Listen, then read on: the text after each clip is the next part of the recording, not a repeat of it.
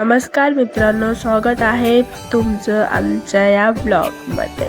तर ट्रिप सुरू झाली. लोकमान्य टिळक टर्मिनसपासून आमची ट्रेन होती 11:45ची.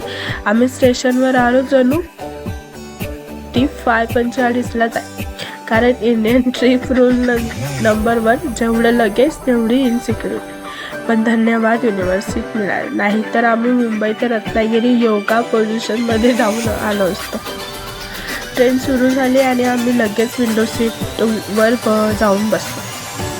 ती काटा एकदम परफेक्ट. धूळ धुकं आणि आमची नशीब SD नाही तर हेल्थ डेफिनेशन ही.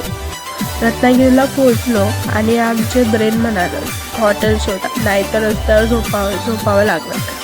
मारुती मंदिराजवळ आम्ही ऑलरेडी रूम बुक केली होती. तिथे गेलो.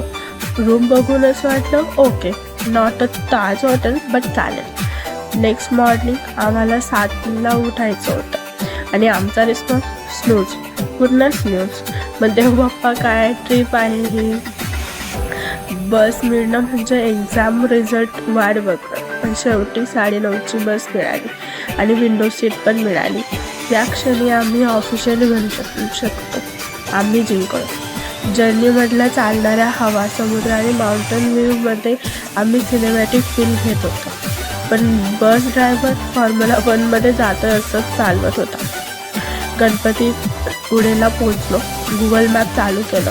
गुगल म्हणता यू टर्न घ्या, तर राईट टर्न घ्या, लेफ्ट घ्या. ओ सॉरी. आम्ही म्हटलं गुगल तू काही ड्रग्स आहेस का. रिसॉर्टमध्ये रेडी होतो असताना एकदम ड्रामा. मैत्रिणीचा ऑफिसमधून आला.